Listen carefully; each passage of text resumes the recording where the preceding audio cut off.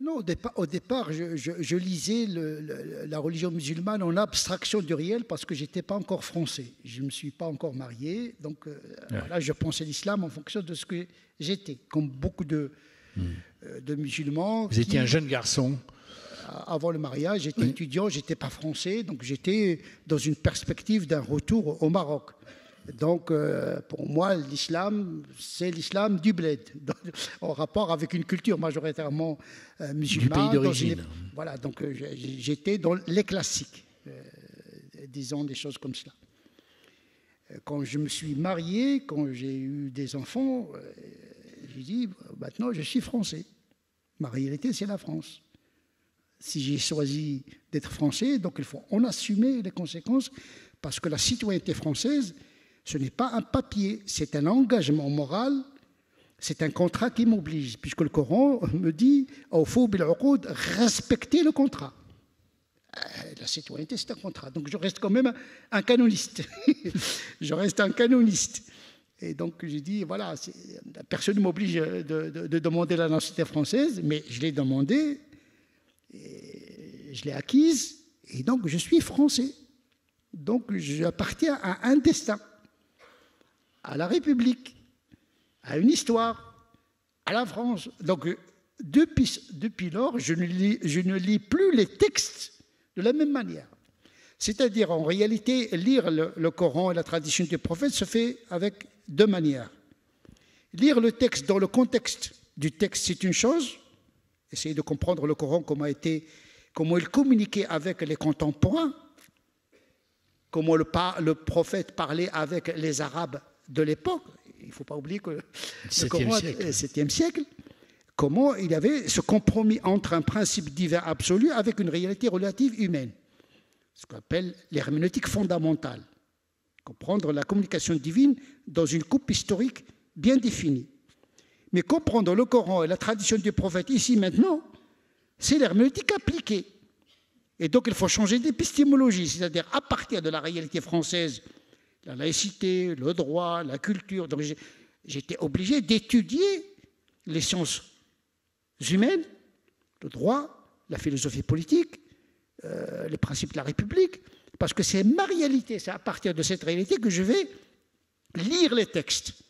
Donc c'est de cette manière que les théologiens, les docteurs de la loi, ils ont toujours fait, c'est-à-dire ils lisent les textes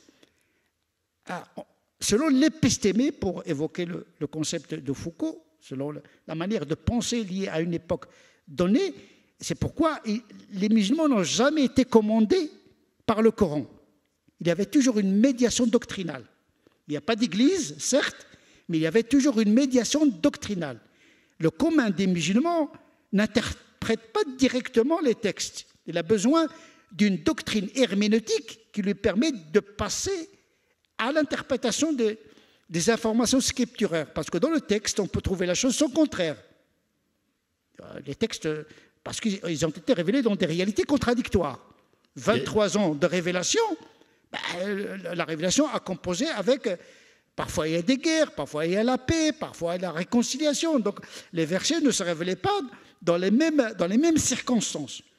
Donc j'essaie de comprendre les textes, comment ils ont fonctionné à l'époque du prophète, pour en tirer un paradigme, pour pouvoir le comprendre et l'appliquer ici maintenant. C'est-à-dire il faut extraire l'esprit du texte pour l'enrober, l'envelopper par la culture où je me trouve. C'est à partir de là que j'ai commencé à reformuler ma pensée, parce qu'une religion, ça se vit, mais ça se pense également. Donc je suis un pasteur, certes, un imam, qui est en charge d'une communauté spirituelle, mais je suis dans une communauté nationale, dans une réalité française, 21e siècle, il ne faut pas se tromper de siècle. Et donc effectivement, j'ai fait un travail, d'abord pour moi, afin de le partager avec ma communauté.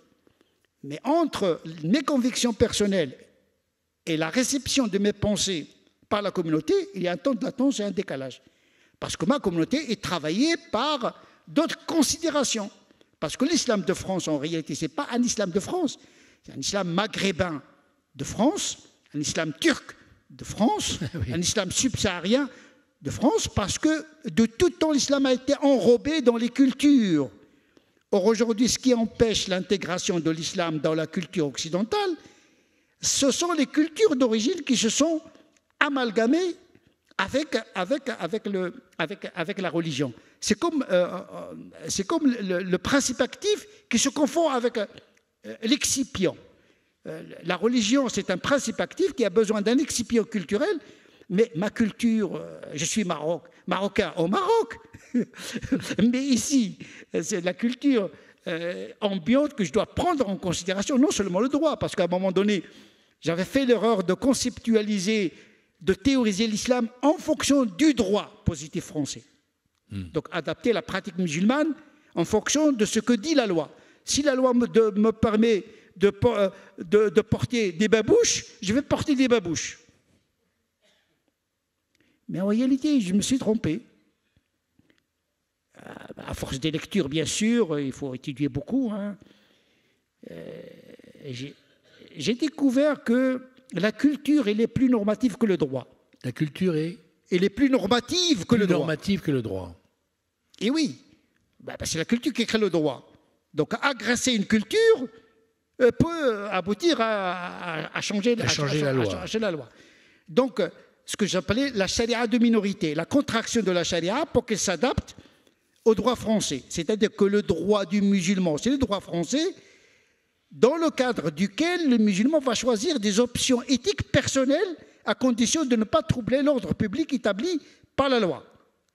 Donc, je théorisais la visibilité de l'islam dans l'espace public en fonction uniquement du droit. Or, le droit, il est favorable à l'expression religieuse en privé, en public, individuellement et collectivement. C'est ça la définition de la laïcité. La laïcité, c'est pas anti-religieux. C'est pas anti-religieux, bien sûr. Oui. À une seule condition, ne pas troubler l'ordre public établi objectivement par la loi. Ça, c'est le côté rationnel. Donc, il y a un droit qui est favorable à la liberté publique, à la liberté individuelle, à l'expression religieuse, à une seule condition, ne pas troubler l'ordre public établi par la loi. C'est ça ce que disent les textes. Mais on est dans une culture laïque rétive. Là, on est dans la culture. Une culture laïque rétive à toute expression de la religion dans l'espace public. C'est une tradition.